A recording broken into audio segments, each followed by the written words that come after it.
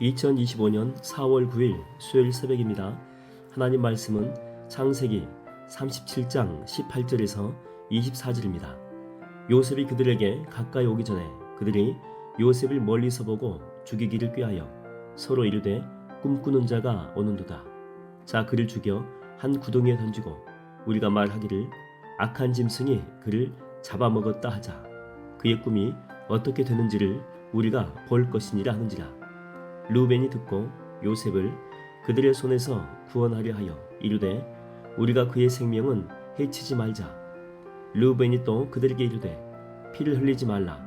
그를 광야 그 구덩이에 던지고 손을 그에게 대지 말라 하니 이는 그가 요셉을 그들의 손에서 구출하여 그의 아버지에게로 돌려보내려 함이었더라.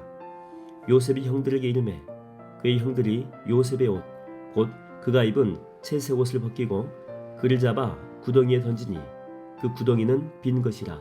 그 속에 물이 없었더라. 네, 하나님 말씀을 증거하겠습니다. 드디어 형들은 요셉이 이렇게 자기들에게 다가오는 것을 보고 음모를 꾸미기 시작합니다.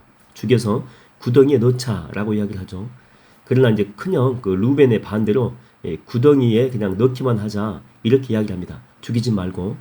당시 그 구덩이의 높이는 보통 한 8m 정도였죠.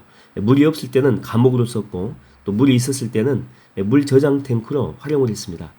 이게 죽이려고 했던 목적이 무엇입니까? 아버지가 이렇게 늘 끼고 이렇게 도는 동생을 시기하는 그런 마음도 있었고 무엇보다도 꿈 이야기가 그들의 심기를 건드린 것입니다.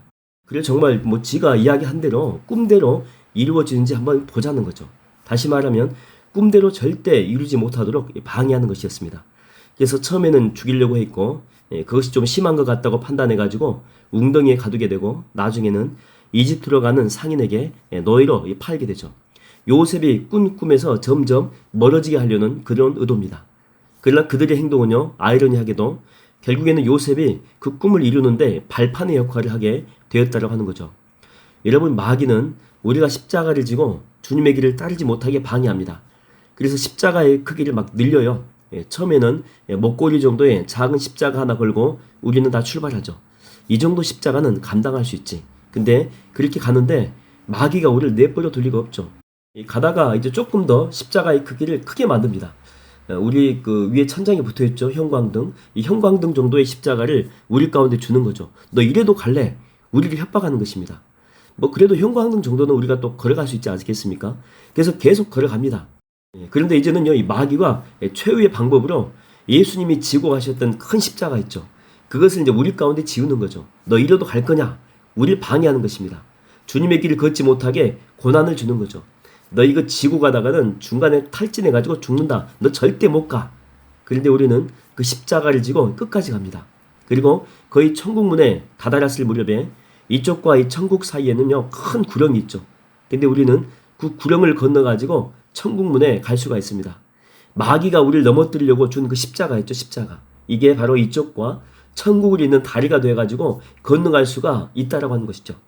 결국에 마귀가 우리를 회방하려고 준 이 십자가는요, 우리를 천국문에 이르게 하는 다리가 되었다라고 하는 것입니다. 바로 역전시키신 하나님, 합력해서 선을 이루시는 하나님을 우리가 보게 된다라고 하는 거죠. 여러분, 이 사도 바울의 꿈은요, 항상 로마까지 가서 이 복음을 증거하는 것이었습니다. 그게 하나님이 자기에게 주신 소망이었죠. 근데 사람들은요, 그가 더 이상 복음을 전하지 못하게 하려고 그를 고발하게 되죠.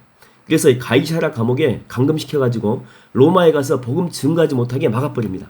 그러나 그것 때문에 바울은 숨어서 로마까지 갈 필요가 없어요. 오히려 군사들의 호의를 받으면서 그것도 안전하게 또한 비교적 자유로운 몸으로 로마까지 가게 되었다고 하는 것입니다. 하나님은 그들의 음모를 복음을 전할 수 있는 발판으로 바꿔버린 것입니다. 여러분, 이런 분이 하나님이세요. 이런 분이. 원수들의 공격을, 이게 저주거든요, 저주. 근데 이런 저주를 오히려 축복으로 바꾸시는 분이 바로 하나님이시다라고 하는 것입니다.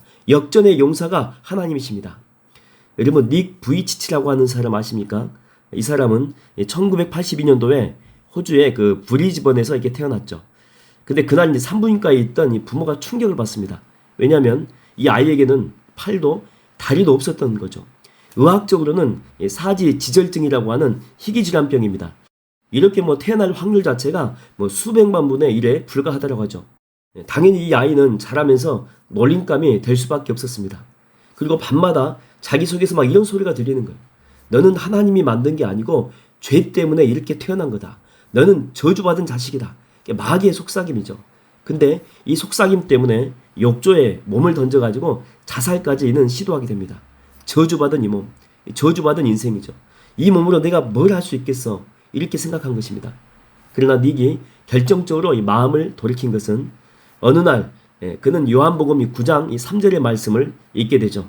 뭐라고 나오냐면 이 사람이나 그의 부모가 죄를 지은 것이 아니고 그에게서 하나님의 하시는 일을 나타내고자 하심이라.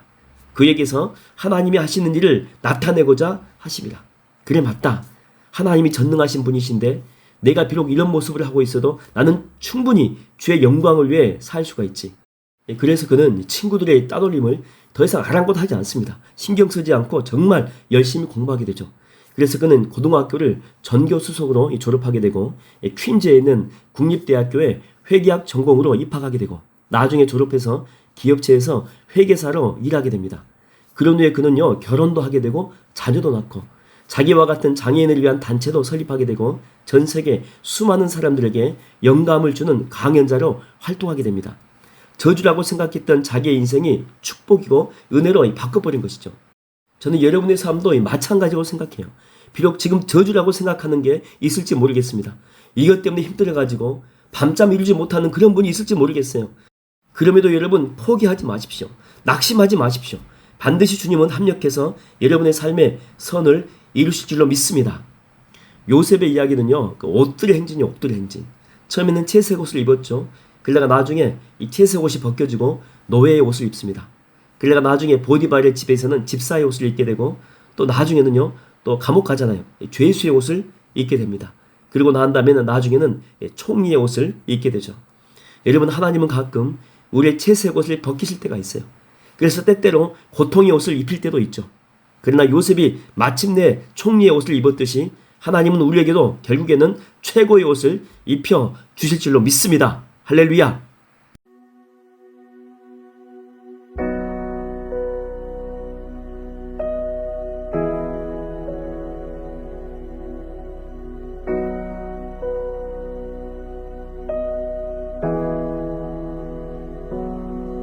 주님 말씀하시면 내가 나가리다.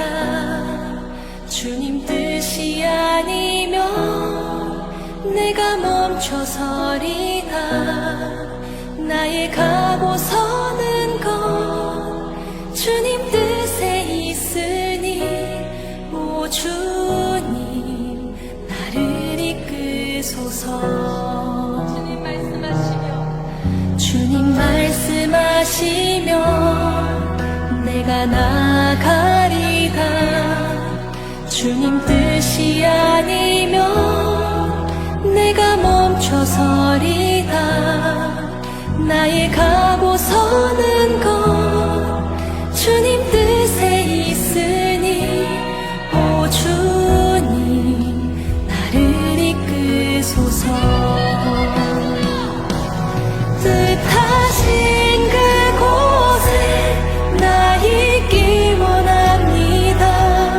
이끄시는 대로 순종하며 살리니 연약한 내 영혼 통하여 일하소서. 주님 나라와 그 뜻을 위하여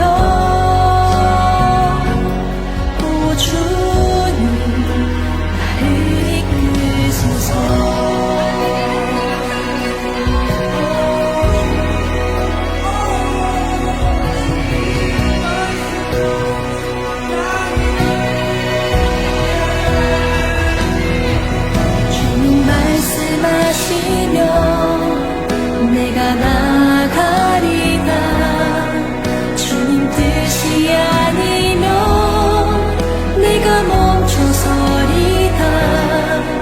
나의 가고 서는 것 주님